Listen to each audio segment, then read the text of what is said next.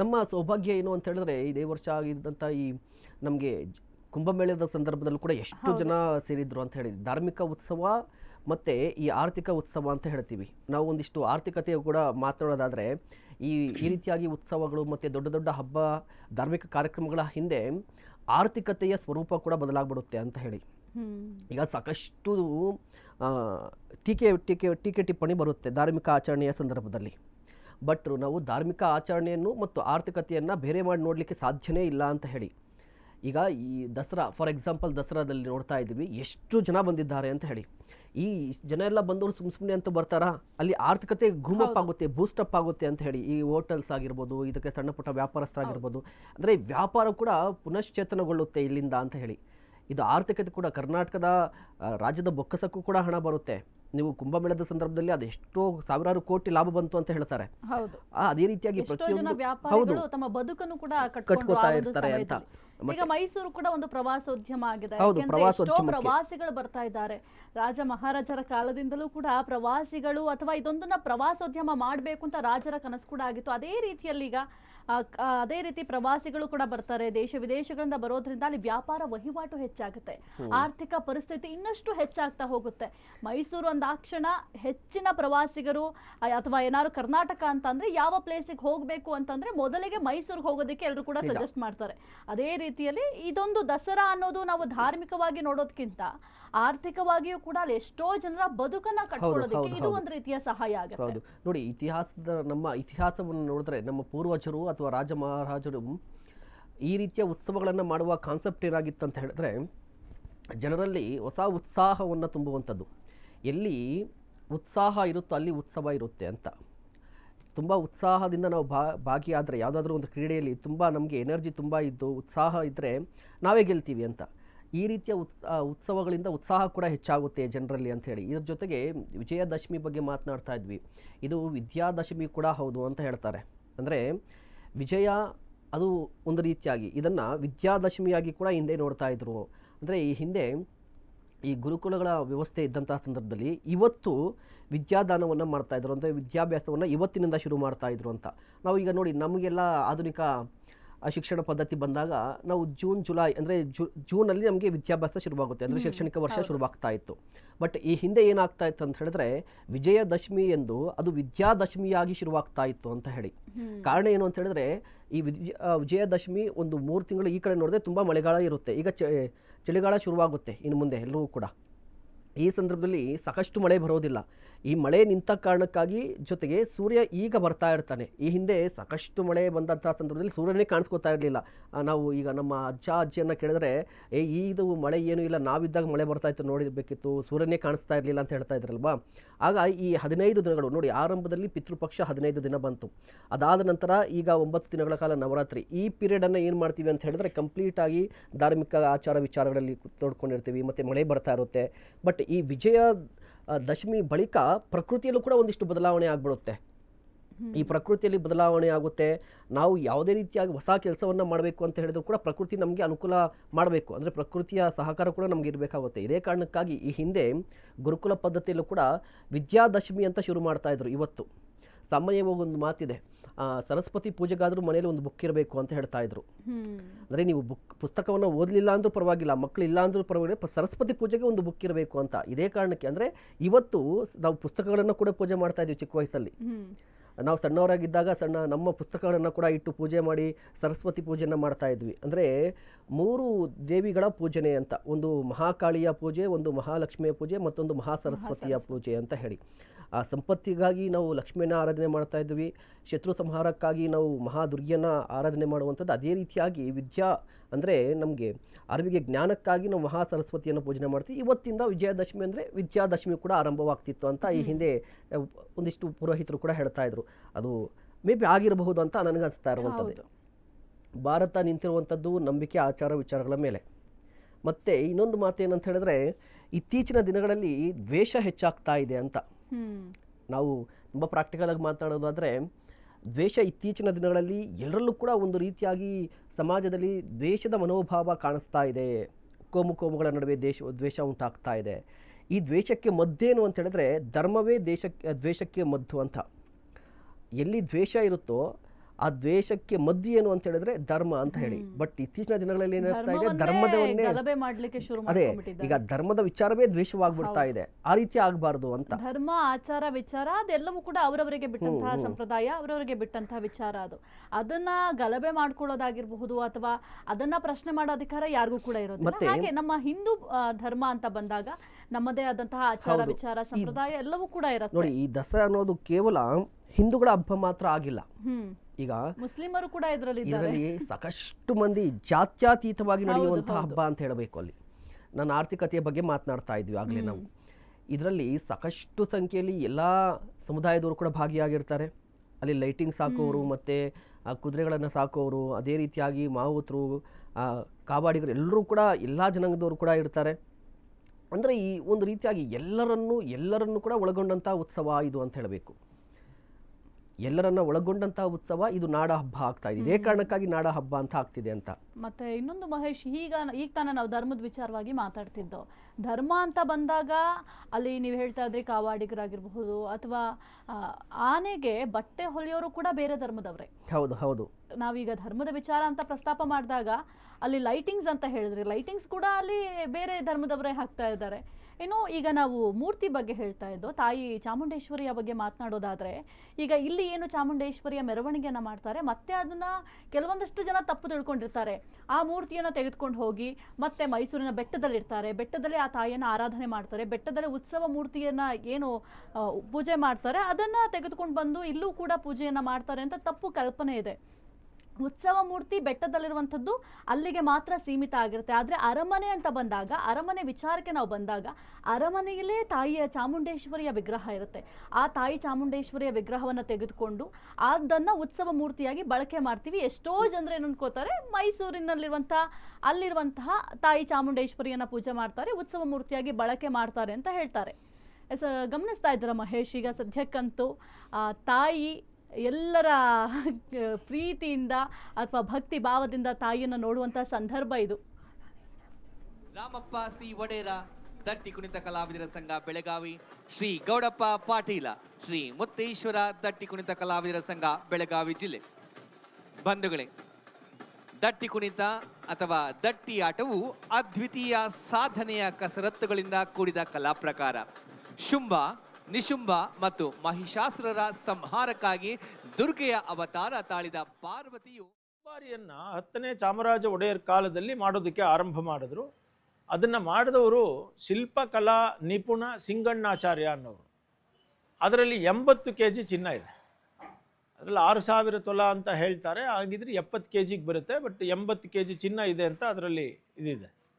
ಹಾಗೆಯೇ ಒಳಭಾಗ ಇರೋದೆಲ್ಲ ಮರ, ಅದ್ರ ಮೇಲೆ ಅದು ಅಂಬಾರಿನ ಮಾಡಿರೋದು. ಭಾಳ ಜನ ಏನು ಅಂದ್ಕೊಳ್ತಾರೆ ಅಂತಂದರೆ, ಇವಾಗಲೂ ಅಷ್ಟೇ ಜನಕ್ಕೆಲ್ಲ ಬಹಳ ಒಂದು ಆಸಕ್ತಿ. 750 kg ತೂಕದ ಅಂಬಾರಿ ಅಂತಂದಿದ ತಕ್ಷಣವೇ 750 kg ಚಿನ್ನದಲ್ಲಿ ಮಾಡಿದ್ದಾರೆ ಅಂತ. ಅಷ್ಟು ದೊಡ್ಡ ಅಂಬಾರಿಯನ್ನು ಅದೇ ಸೈಜಲ್ಲಿ ಪೂರ್ಣ ಚಿನ್ನದಲ್ಲಿ ಮಾಡಿದ್ರೆ 750 kg ಅಲ್ಲ, ಇನ್ನೂ ಜಾಸ್ತಿ ಚಿನ್ನ ಬೇಕು. ಯಾಕೆಂದರೆ ಚಿನ್ನದ ಸಾಂದ್ರತೆ ಜಾಸ್ತಿ, ಅದು ಘನತೆ ಜಾಸ್ತಿ, ಅದು ಅಷ್ಟಿರೋಕ್ಕೆ ಸಾಧ್ಯವಿಲ್ಲ. ಸೊ ಅದು ಅಲ್ಲದೆ ಅಧಿಕೃತವಾದ ರೆಕಾರ್ಡಲ್ಲೇ ಮಾಡಿದವರು ಯಾರು ಅಂತಾನೆ ಇದೆ, ಶಿಲ್ಪಕಲಾ ನಿಪುಣ ಸಿಂಗಣ್ಣಾಚಾರ್ಯ. ಜಾಸ್ತಿ ಶಿಲ್ಪಕಲಾ ನಿಪುಣ ಸಿಂಗಣ್ಣಾಚಾರ್ಯ ಮಾಡಿಸಿರೋದು, ಅವರೇ ಮಾಡಿರೋದು ಶಿಲ್ಪಿ. ಮತ್ತು ಮಾಡಿದ್ದಕ್ಕೆ ಅರಮನೆಯಿಂದ ಕೊಟ್ಟಿರೋ ಚಿನ್ನನೂ ರೆಕಾರ್ಡ್ ಇದೆ, ಯಾವ ಕಾಲದಲ್ಲಿ ಮಾಡಿದ್ರು ಅಂತಾನೂ ರೆಕಾರ್ಡ್ಸ್ಗಳಿದೆ. ಅಂದರೆ ನಾವು ಸುಮ್ಮನೆ ಜನ ಏನೋ ಹೇಳ್ತಾರೆ ಅಂತಂದ್ರೆ, ಅಲ್ಲಿಂದ ಬಂತು, ಕಂಪಿಲರಾಯನಿಂದ ಬಂತು, ಉತ್ತುದೆಲ್ಲ ಉಸಿಟ್ಟಿದ್ರು ಅಲ್ಲ, ಅದೆಲ್ಲ ಏನಿಲ್ಲ. ಅದರಲ್ಲಿ ಹಿಂದ್ಗಡೆ ಇಬ್ಬರು ಮುಂದ್ಗಡೆ ಇಬ್ಬರು ಆನಂದವಾಗಿ ಕುಂತ್ಕೋಬೋದು. ಆ ರೀತಿಯಾದಂತಹ ಒಂದು ಸಿಂಹಾಸನ ಅದು. ಆನೆಯ ಬೆನ್ನಿಗೆ ಕರೆಕ್ಟಾಗಿ ಕುಂತ್ಕೊಳ್ಳೋ ಹಾಗೆ ಆ ಶೇಪನ್ನು ಮಾಡಿರುವಂಥದ್ದು. ಮತ್ತು ಆಧುನಿಕವಾಗಿ ಮಾಡಿರುವಂತಹ ಪ್ಲೇಟಿಂಗ್ ವರ್ಕ್ ಎಲ್ಲ ಇದೆ. ಸೊ ಇದೆಲ್ಲವೂ ನಿಮ್ಗೆ ಗೊತ್ತಾಗುತ್ತೆ. ಅಂದರೆ ಪ್ಲೇಟಿಂಗ್ ವರ್ಕ್ ಯಾವಾಗಲಿಂದ ಸ್ಟಾರ್ಟ್ ಆಯಿತು ಏನು ಎಲ್ಲ ಗೊತ್ತಾಗುತ್ತೆ. ಸೊ ಹಾಗಾಗಿ ಅಂಬಾರಿ ಅಂತಂದಿದ ತಕ್ಷಣವೇ ಇದು ಅಲ್ಲಿಂದ ಬಂತು ಇಲ್ಲಿಂದ ಬಂತು ಅಂತ ಹೇಳೋದು ಯಾವುದೂ ಸರಿ. ಸೊ ಅಂಬಾರಿ 10ನೇ ಚಾಮರಾಜ ಒಡೆಯರ್ ಕಾಲದಲ್ಲಿ ಆರಂಭವಾಯಿತು, ಆದರೆ ಕರೆಕ್ಟಾಗಿ ಯೂಸ್ ಆಗಕ್ಕೆ ಸ್ಟಾರ್ಟ್ ಆಗಿದ್ದು ನಾಲ್ವಡಿಯವರ ಕಾಲದಲ್ಲೇ. ಯಾಕೆಂದರೆ ಅವರು ಭಾಳ ಕಡಿಮೆ ಅವಧಿಗೆ 10ನೇ ಚಾಮರಾಜ ಒಡೆಯರವರು ಅಧಿಕಾರದಲ್ಲಿದ್ದರು. ಪಾಪ ಡಿಫ್ತೀರಿಯಾ ರೋಗ ಬಂದು ಅವರು ಕಲ್ಕತ್ತಾದಲ್ಲಿ ಸಾವನ್ನಪ್ಪಬೇಕಾಯಿತು. ಭಾಳ ಚಿಕ್ಕ ವಯಸ್ಸಿಗೆ ಹೊಟ್ಟೋದ್ರು ಅವರು. ಅವರು 1881ಕ್ಕೆ ರೆಂಡಿಷನ್ ಆ್ಯಕ್ಟ್ ಬಂತು. ಅಲ್ಲಿಂದ ಅವರು 1894ರಲ್ಲಿ ಅವರು ಇದಾದರು. ಸೊ ಹಾಗಾಗಿ ನಾವು ನೋಡೋದಾದರೆ 1894ರಲ್ಲಿ ಅವರು ಸಾವನ್ನಪ್ಪಿದ್ರು. ಅಲ್ಲಿಗೆ ಬಹಳ ಕಡಿಮೆ ಅವಧಿಯಲ್ಲಿ ಅವರಿದ್ದರು. ಅದಾದ ನಂತರ ನಾಲ್ವಡಿಯವರ ಕಾಲದಲ್ಲಿ ದಸರಾ ಅತ್ಯದ್ಭುತವಾಗಿ ನಡೀತಾ ಇತ್ತು. ನಿಜವಾಗಿಯೂ ಅದರ ಮೈಸೂರಲ್ಲಿ ಪೀಕ್ ಅಂತ ಅಂದಿದ್ದು ಇವರ ಕಾಲಘಟ್ಟದಲ್ಲಿ ನಾಲ್ವಡಿ. ಯಾಕಂದರೆ ಪರಿಪೂರ್ಣವಾದಂತಹ ಆಧುನಿಕತೆಯನ್ನು ಬೆಳೆಸ್ಕೊಂಡು ಎಲ್ಲ ರೀತಿಯ ಸುಸಜ್ಜತೆಯನ್ನು ಬೆಳೆಸ್ಕೊಂಡು ದಸರಾಗಳ ಆರಂಭವಾಗಿದ್ದು ನಾಲ್ವಡಿಯವರ ಕಾಲದಲ್ಲಿ ಅಂತ ನಾವು ಹೇಳ್ಬೋದು. ಎಲ್ಲ ರೀತಿಯಾದಂತಹದ್ದು ಅಂದರೆ ಪೊಲೀಸ್ ಪಡೆಗಳು, ಪದಾತಿ ದಳಗಳು, ದರ್ಬಾರಿಗಳು, ಸಂಗೀತ ಕಲಾವಿದರು, ಬೇರೆ ಬೇರೆ ಕಲಾ ತಂಡಗಳು ಇವೆಲ್ಲ ಇಟ್ಕೊಂಡು ಒಂದು ಅದರ ಪೀಕ್ ಅಥವಾ ಜಿನಿತ್ ಅಂತಾರಲ್ಲ, ಆ ಪಾಯಿಂಟಿಗೆ ಹೋಗಿದ್ದು ನಾಲ್ವಡಿಯವರ ಕಾಲದಲ್ಲಿ. ನಾಲ್ವಡಿಯವರ ಇದ್ದಾಗ ಅದು ತುಂಬ ಚೆನ್ನಾಗಿ ನಡೀತಾ ಇತ್ತು. ಒಂದು ಲೆಕ್ಕಕ್ಕೆ ನಾಲ್ವಡಿಯವರು ಪೂರ್ಣವಾದಂತಹ ರಾಜತ್ವದಲ್ಲಿ ಆನಂದವಾಗಿದ್ದರು. ಸೊ ಜಯಚಾಮರಾಜ ಒಡೆಯರವರು 1940ರಲ್ಲಿ ಅಧಿಕಾರಕ್ಕೆ ಬಂದರು. ಅವರ ಕಾಲಘಟ್ಟ ಬಹಳ ಸಂದಿಗ್ಧವಾದ ಕಾಲಘಟ್ಟ. ಅದನ್ನು ಟ್ರಾನ್ಸಿಷನ್ ಪೀರಿಯಡ್ ಅಂತ ಹೇಳ್ತೀವಿ. ಹಾಗಂದರೆ ಸ್ಥಿತ್ಯಂತರ ಕಾಲ ಅಂತ. ಈ ಸ್ಥಿತ್ಯಂತರ ಕಾಲ ಅಂದರೆ ಗೊತ್ತಲ್ಲ, ಹೀಗೂ ಇಲ್ಲದೆ ಹಾಗೂ ಇಲ್ಲದೆ ಇರುವಂತಹ ಕಾಲಘಟ್ಟ.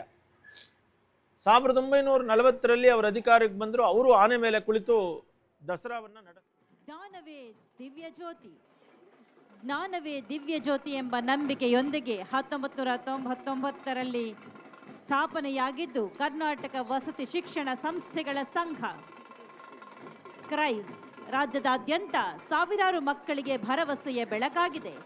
ಸಮಾನತೆ ಮತ್ತು ಸಾಮಾಜಿಕ ನ್ಯಾಯದ ತತ್ವಗಳ ಮೇಲೆ ನಿರ್ಮಿಸಲಾಗಿರುವ ಈ ಸಂಸ್ಥೆ ಸಾಮಾಜಿಕ ಮತ್ತು ಆರ್ಥಿಕವಾಗಿ ಹಿಂದುಳಿದ ವರ್ಗಗಳ ಮಕ್ಕಳಿಗೆ ಗುಣಮಟ್ಟದ ವಸತಿ ಶಿಕ್ಷಣವನ್ನು ನೀಡುತ್ತಿದೆ. ಕರ್ನಾಟಕ ಸರ್ಕಾರದ ಸಮಾಜ ಕಲ್ಯಾಣ ಇಲಾಖೆಯ ಮಹತ್ವಾಕಾಂಕ್ಷೆಯ ಯೋಜನೆಯು ಮಕ್ಕಳ ಬದುಕಿಗೆ ಬೆಳಕಾಗಿದೆ. ಕರ್ನಾಟಕದಾದ್ಯಂತ 821 ವಸತಿ ಶಾಲೆಗಳನ್ನು ಯಶಸ್ವಿಯಾಗಿ ನಡೆಸುತ್ತಿದೆ. ಈ ಶಾಲೆಗಳಲ್ಲಿ ಮೊರಾರ್ಜಿ ದೇಸಾಯಿ, ಕಿತ್ತೂರು ರಾಣಿ ಚೆನ್ನಮ್ಮ ಮತ್ತು ಅಟಲ್ ಬಿಹಾರಿ ವಾಜಪೇಯಿ ವಸತಿ ಶಾಲೆಗಳು ಸೇರಿವೆ.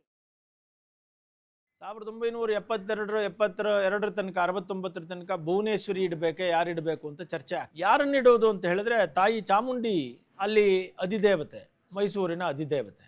ಸಾಲದ್ದಕ್ಕೆ ಮೈಸೂರು ರಾಜರ ಕುಲದೇವತೆಯೂ ಅವರೇ. ಆದ್ದರಿಂದ ಈ ಚಾಮುಂಡೇಶ್ವರಿನ ತಂದುಬಿಡೋಣ ಅಂತ ತೀರ್ಮಾನ ಮಾಡಿಬಿಟ್ರು. ಹಾಗಾಗಿ ಚಾಮುಂಡೇಶ್ವರಿ ಅಂದರೆ ಚಾಮುಂಡೇಶ್ವರಿ ನಾವು ಹೇಳ್ತೀವಿ ಅಷ್ಟೇ, ಬೆಟ್ಟದಲ್ಲಿರುವುದು ಚಾಮುಂಡೇಶ್ವರಿ. ಬಟ್ ಇಲ್ಲಿ ಹೋಗ್ತಾ ಇರೋದು, ಮೆರವಣಿಗೆಯಲ್ಲಿ ಹೋಗ್ತಾ ಇರೋದು ಮಹಿಷಾಸುರ ಮರ್ದಿನಿ. ಇಲ್ಲಿ ಮಹಿಷಾಸುರ ಮರ್ದಿನಿ ಅನ್ನೋದು ನಮ್ಮ ಪುರಾಣಗಳ ಪ್ರಕಾರ ಒಂದು ಕಥೆಯನ್ನು ತಿಳ್ಕೋಬೇಕು ನೀವು. ಚಂಡಮುಂಡಾಸುರನನ್ನ ಸಂಹಾರ ಮಾಡಿದ್ದು ಚಾಮುಂಡಿ, ಅದು ಬೆಟ್ಟದ ಮೇಲೆ ಇರೋದು. ಮಹಿಷಾಸುರನನ್ನ ಸಂಹಾರ ಮಾಡಿದ್ದು ಮಹಿಷಾಸುರ ಮರ್ದಿನಿ, ಅದು ಮಹಾಲಕ್ಷ್ಮಿ. ಶುಂಭ ನಿಶುಂಭರನ್ನ ಸಂಹಾರ ಮಾಡಿರೋದು ಸರಸ್ವತಿ ಅದು. ಸೊ ಹಾಗಾಗಿ ಬಹಳ ಜನಕ್ಕೆ ಗೊತ್ತಿಲ್ಲದೆ ಇರೋದೇನು ಅಂತಂದ್ರೆ, ಈ ಮೂರೂ ದೇವತೆಗಳನ್ನ ಮೈಸೂರು ಅರಮನೆಯಲ್ಲಿ ಆವಾಹನೆ ಮಾಡಿ ಪೂಜೆ ಮಾಡ್ತಾರೆ ದಸರಾ ಸಮಯದಲ್ಲಿ. ಅಂದ್ರೆ ಇದು ನಾನು ಇವಾಗ ದಸರಾ ಬಗ್ಗೆ ಹೇಳ್ತಾ ಇದ್ದೀನಿ, ಖಾಸಗಿ ದರ್ಬಾರ್ ಬಗ್ಗೆನೂ ಹೇಳ್ತೀನಿ. ಅಂದ್ರೆ ಅರಮನೆಯಲ್ಲಿ ಏನ್ ಮಾಡ್ತಾರೆ ಅಂತ, ಅಲ್ಲಿ ನಿಮಗೆ ಪೂಜೆ ಮಾಡೋದು ಈ ಮೂರು ದೇವಿಯರನ್ನ. 3 ದಿನ ಮಹಾಕಾಳಿ, 3 ದಿನ ಮಹಾಲಕ್ಷ್ಮಿ, 3 ದಿನ ಮಹಾಸರಸ್ವತಿ ಅಂತ. ಚಾಮುಂಡಿ ಬೆಟ್ಟದಲ್ಲೂ ಹಾಗೇನೆ. ಬೇರೆ ಕಡೆಲೆಲ್ಲ 9 ದಿನಗಳಲ್ಲಿ ಶೈಲಪುತ್ರಿ, ಬ್ರಹ್ಮಚಾರಿಣಿ, ಚಂದ್ರಘಂಟ, ಕೂಷ್ಮಾಂಡ, ಸ್ಕಂದಮಾತ, ಸಿದ್ಧಿದಾತ್ರಿ, ಕಾಳರಾತ್ರಿ ಹೀಗೆ ಪೂಜೆ ಮಾಡ್ತಾರೆ. ನಮ್ಮಲ್ಲಿ ಹಾಗಿಲ್ಲ. ಇಲ್ಲಿ 3 ದಿನ ಮಹಾಲಕ್ಷ್ಮಿ, 3 ದಿನ ಮಹಾಕಾಳಿ, ಮಹಾಸರಸ್ವತಿ. ಇದು ದುರ್ಗಾ ಸಪ್ತಶತಿಯಲ್ಲಿ ಹೇಳಿರೋ ಪೂಜೆ ಇದು. ಮಹಿಷಾಸುರ ಮರ್ದಿನಿ ಮಹಾಲಕ್ಷ್ಮಿ. ಸೊ ಮಹಿಷಾಸುರ ಮರ್ದಿನಿನ ಚಾಮುಂಡೇಶ್ವರಿ ಮಾಡಿ ಇಲ್ಲಿ ಆನೆಯ ಮೇಲೆ ಇಟ್ಟರು, ಅದೇ ನಡ್ಕೊಂಡು ಬರ್ತಾ ಇದೆ. ಇದು ಅಷ್ಟಕ್ಕೆ ನಿಲ್ಲಿಲ್ಲ. ಒಂದು ಮಹಿಷಾಸುರ ಮರ್ದಿನಿಯ ಪ್ರತಿಮೆಯನ್ನ ಆವತ್ತಿನ ಆರ್ಕಿಯಾಲಜಿಕಲ್ ಡೈರೆಕ್ಟರ್ ಆಗಿದ್ದಂತಹ ನಾಗರಾಜು ಸರ್ ಅವರು ಒಂದು ವಿಗ್ರಹವನ್ನು ಮಾಡಿಸಿದ್ರು ಆರಂಭದಲ್ಲಿ 72-73ನಲ್ಲಿ. ಅದು ಅವರು ಮಾಡಿಸಿದ್ದು ಕಲಾವಿದರು ಯಾರು ಅಂತ ಕೇಳಿದ್ರೆ ಅವರು ತಮಿಳುನಾಡಿನ ಕಲಾವಿದರು. ಅವರು ಚೋಳ ಸ್ಟೈಲಲ್ಲಿ ಮಾಡಿದ್ರು. ಬಹಳ ದಿನ ಅದು ಉತ್ಸವ ಹೋಗ್ತಾ ಇತ್ತು. ಕೆಲವರು ಅದಕ್ಕೂ ಅಬ್ಜೆಕ್ಷನ್ ಮಾಡಿದ್ರು. ಕರ್ನಾಟಕದ ಚಾಮುಂಡೇಶ್ವರಿ ಮಹಿಷಮರ್ದಿನಿ ಚೋಳರ ಸ್ಟೈಲಲ್ಲಿ ಯಾಕಿರಬೇಕು, ನಮ್ಮ ಮೈಸೂರು ಸ್ಟೈಲಲ್ಲಿ ಇರೋದು ಬೇಡವೆ ಅಂತ. ಆಗ ಮತ್ತೆ ವಿಗ್ರಹವನ್ನು ಬದಲಾವಣೆ ಮಾಡಲಾಯಿತು. ಈಗ ಇರೋದು ಹೊಯ್ಸಳ ಶೈಲಿಯಲ್ಲಿರುವಂತಹ ವಿಗ್ರಹ. ಇದಕ್ಕೆ ಮೊದಲು ಚೋಳ ಶೈಲಿಯಲ್ಲಿರುವಂತಹ ವಿಗ್ರಹ ಮೆರವಣಿಗೆಯಲ್ಲಿ ಹೋಗ್ತಾ ಇತ್ತು. ಹೀಗೆಲ್ಲ ಅದರ ಇತಿಹಾಸ ಅತ್ಯಂತ ರೋಚಕವಾಗಿದೆ. ಇನ್ನು ಮೈಸೂರು ಅರಸರಿಗೂ ಈ ಚಾಮುಂಡಿಗೂ ಯಾಕೆ ಸಂಬಂಧ ಅಂತ ಕೇಳಿದ್ರೆ, ಮೈಸೂರು ಅರಸರು ಮೂಲತಃ ಯದು ವಂಶದವರು. ಇವರಿದ್ದಿದ್ದು ಯದುವಿನ ವಂಶದಲ್ಲಿ, ಗುಜರಾತಲ್ಲಿ. ಅಂದರೆ ಯದುವಿನ ವಂಶದಲ್ಲಿಯೇ ಕೃಷ್ಣ ಬಂದಿದ್ದು. ಆ ಕೃಷ್ಣನ ವಂಶದಲ್ಲಿ ಹುಟ್ಟಿದವರು ಇವರಿಗೆ ಕುಲದೇವತೆ ಅವರ ಶಾಸನಗಳ ಪ್ರಕಾರ ಶ್ರೀ ಚಲುವನಾರಾಯಣ ಸ್ವಾಮಿ. 1972 ತನಕ 69 ತನಕ ಭುವನೇಶ್ವರಿ ಇಡಬೇಕೆ, ಯಾರಿಡಬೇಕು ಅಂತ ಚರ್ಚೆ ಆಗಿ, ಯಾರನ್ನಿಡೋದು ಅಂತ ಹೇಳಿದ್ರೆ ತಾಯಿ ಚಾಮುಂಡಿ ಅಲ್ಲಿ ಅಧಿದೇವತೆ, ಮೈಸೂರಿನ ಅಧಿದೇವತೆ. ಸಾಲದ್ದಕ್ಕೆ ಮೈಸೂರು ರಾಜರ ಕುಲದೇವತೆಯೂ ಅವರೇ. ಆದ್ದರಿಂದ ಈ ಚಾಮುಂಡೇಶ್ವರಿನ ತಂದುಬಿಡೋಣ ಅಂತ ತೀರ್ಮಾನ ಮಾಡಿಬಿಟ್ರು. ಹಾಗಾಗಿ ಚಾಮುಂಡೇಶ್ವರಿ ಅಂದರೆ ಚಾಮುಂಡೇಶ್ವರಿ ನಾವು ಹೇಳ್ತೀವಿ ಅಷ್ಟೇ, ಬೆಟ್ಟದಲ್ಲಿರುವುದು ಚಾಮುಂಡೇಶ್ವರಿ. ಬಟ್ ಇಲ್ಲಿ ಹೋಗ್ತಾ ಇರೋದು, ಮೆರವಣಿಗೆಯಲ್ಲಿ ಹೋಗ್ತಾ ಇರೋದು ಮಹಿಷಾಸುರ ಮರ್ದಿನಿ. ಇಲ್ಲಿ ಮಹಿಷಾಸುರ ಮರ್ದಿನಿ ಅನ್ನೋದು ನಮ್ಮ ಪುರಾಣಗಳ ಪ್ರಕಾರ ಒಂದು ಕಥೆಯನ್ನು ತಿಳ್ಕೋಬೇಕು ನೀವು. ಚಂಡಮುಂಡಾಸುರನನ್ನ ಸಂಹಾರ ಮಾಡಿದ್ದು ಚಾಮುಂಡಿ, ಅದು ಬೆಟ್ಟದ ಮೇಲೆ ಇರೋದು. ಮಹಿಷಾಸುರನನ್ನ ಸಂಹಾರ ಮಾಡಿದ್ದು ಮಹಿಷಾಸುರ ಮರ್ದಿನಿ, ಅದು ಮಹಾಲಕ್ಷ್ಮಿ. ಶುಂಭ ನಿಶುಂಭರನ್ನ ಸಂಹಾರ ಮಾಡಿರೋದು ಸರಸ್ವತಿ. ಅದು ಸೊ ಹಾಗಾಗಿ ಬಹಳ ಜನಕ್ಕೆ ಗೊತ್ತಿಲ್ಲದೆ ಇರೋದೇನು ಅಂತಂದ್ರೆ, ಈ ಮೂರೂ ದೇವತೆಗಳನ್ನ ಮೈಸೂರು ಅರಮನೆಯಲ್ಲಿ ಆವಾಹನೆ ಮಾಡಿ ಪೂಜೆ ಮಾಡ್ತಾರೆ ದಸರಾ ಸಮಯದಲ್ಲಿ. ಅಂದ್ರೆ ಇದು ನಾನು ಇವಾಗ ದಸರಾ ಬಗ್ಗೆ ಹೇಳ್ತಾ ಇದ್ದೀನಿ, ಖಾಸಗಿ ದರ್ಬಾರ್ ಬಗ್ಗೆನೂ ಹೇಳ್ತೀನಿ. ಅಂದ್ರೆ ಅರಮನೆಯಲ್ಲಿ ಏನ್ ಮಾಡ್ತಾರೆ ಅಂತ, ಅಲ್ಲಿ ನಿಮಗೆ ಪೂಜೆ ಮಾಡೋದು ಈ ಮೂರು ದೇವಿಯರನ್ನ. 3 ದಿನ ಮಹಾಕಾಳಿ, 3 ದಿನ ಮಹಾಲಕ್ಷ್ಮಿ, 3 ದಿನ ಮಹಾಸರಸ್ವತಿ ಅಂತ. ಚಾಮುಂಡಿ ಬೆಟ್ಟದಲ್ಲೂ ಹಾಗೇನೆ. ಬೇರೆ ಕಡೆಲೆಲ್ಲ 9 ದಿನಗಳಲ್ಲಿ ಶೈಲಪುತ್ರಿ, ಬ್ರಹ್ಮಚಾರಿಣಿ, ಚಂದ್ರಘಂಟ, ಕೂಷ್ಮಾಂಡ, ಸ್ಕಂದಮಾತ, ಸಿದ್ಧಿದಾತ್ರಿ, ಕಾಳರಾತ್ರಿ ಹೀಗೆ ಪೂಜೆ ಮಾಡ್ತಾರೆ. ನಮ್ಮಲ್ಲಿ ಹಾಗಿಲ್ಲ. ಇಲ್ಲಿ 3 ದಿನ ಮಹಾಲಕ್ಷ್ಮಿ, 3 ದಿನ ಮಹಾಕಾಳಿ, ಮಹಾಸರಸ್ವತಿ. ಇದು ದುರ್ಗಾ ಸಪ್ತಶತಿಯಲ್ಲಿ ಹೇಳಿರೋ ಪೂಜೆ. ಮಹಿಷಾಸುರ ಮರ್ದಿನಿ ಮಹಾಲಕ್ಷ್ಮಿ. ಸೊ ಮಹಿಷಾಸುರ ಮರ್ದಿನಿನ ಚಾಮುಂಡೇಶ್ವರಿ ಮಾಡಿ ಇಲ್ಲಿ ಆನೆಯ ಮೇಲೆ ಇಟ್ಟರು, ಅದೇ ನಡ್ಕೊಂಡು ಬರ್ತಾ ಇದೆ. ಇದು ಅಷ್ಟಕ್ಕೆ ನಿಲ್ಲಿಲ್ಲ. ಒಂದು ಮಹಿಷಾಸುರ ಮರ್ದಿನಿಯ ಪ್ರತಿಮೆಯನ್ನ ಆವತ್ತಿನ ಆರ್ಕಿಯಾಲಜಿಕಲ್ ಡೈರೆಕ್ಟರ್ ಆಗಿದ್ದಂತಹ ನಾಗರಾಜು ಸರ್ ಅವರು ಒಂದು ವಿಗ್ರಹವನ್ನು ಮಾಡಿಸಿದ್ರು ಆರಂಭದಲ್ಲಿ 72-73ನಲ್ಲಿ. ಅದು ಅವರು ಮಾಡಿಸಿದ್ದು ಕಲಾವಿದರು ಯಾರು ಅಂತ ಕೇಳಿದ್ರೆ, ಅವರು ತಮಿಳುನಾಡಿನ ಕಲಾವಿದರು. ಅವರು ಚೋಳ ಸ್ಟೈಲಲ್ಲಿ ಮಾಡಿದ್ರು. ಬಹಳ ದಿನ ಅದು ಉತ್ಸವ ಹೋಗ್ತಾ ಇತ್ತು. ಕೆಲವರು ಅದಕ್ಕೂ ಅಬ್ಜೆಕ್ಷನ್ ಮಾಡಿದ್ರು. ಕರ್ನಾಟಕದ ಚಾಮುಂಡೇಶ್ವರಿ ಮಹಿಷಮರ್ದಿನಿ ಚೋಳರ ಸ್ಟೈಲಲ್ಲಿ ಯಾಕಿರಬೇಕು, ನಮ್ಮ ಮೈಸೂರು ಸ್ಟೈಲಲ್ಲಿ ಇರೋದು ಬೇಡವೆ ಅಂತ. ಆಗ ಮತ್ತೆ ವಿಗ್ರಹವನ್ನು ಬದಲಾವಣೆ ಮಾಡಲಾಯಿತು. ಈಗ ಇರೋದು ಹೊಯ್ಸಳ ಶೈಲಿಯಲ್ಲಿರುವಂತಹ ವಿಗ್ರಹ. ಇದಕ್ಕೆ ಮೊದಲು ಚೋಳ ಶೈಲಿಯಲ್ಲಿರುವಂತಹ ವಿಗ್ರಹ ಮೆರವಣಿಗೆಯಲ್ಲಿ ಹೋಗ್ತಾ ಇತ್ತು. ಹೀಗೆಲ್ಲ ಅದರ ಇತಿಹಾಸ ಅತ್ಯಂತ ರೋಚಕವಾಗಿದೆ. ಇನ್ನು ಮೈಸೂರು ಅರಸರಿಗೂ ಈ ಚಾಮುಂಡಿಗೂ ಯಾಕೆ ಸಂಬಂಧ ಅಂತ ಕೇಳಿದ್ರೆ, ಮೈಸೂರು ಅರಸರು ಮೂಲತಃ ಯದು ವಂಶದವರು. ಇವರಿದ್ದಿದ್ದು ಯದುವಿನ ವಂಶದಲ್ಲಿ, ಗುಜರಾತಲ್ಲಿ. ಅಂದರೆ ಯದುವಿನ ವಂಶದಲ್ಲಿಯೇ ಕೃಷ್ಣ ಬಂದಿದ್ದು. ಆ ಕೃಷ್ಣನ ವಂಶದಲ್ಲಿ ಹುಟ್ಟಿದವರು ಇವರಿಗೆ ಕುಲದೇವತೆ ಅವರ ಶಾಸನಗಳ ಪ್ರಕಾರ ಶ್ರೀ ಚಲುವನಾರಾಯಣ ಸ್ವಾಮಿ. 1972 ತನಕ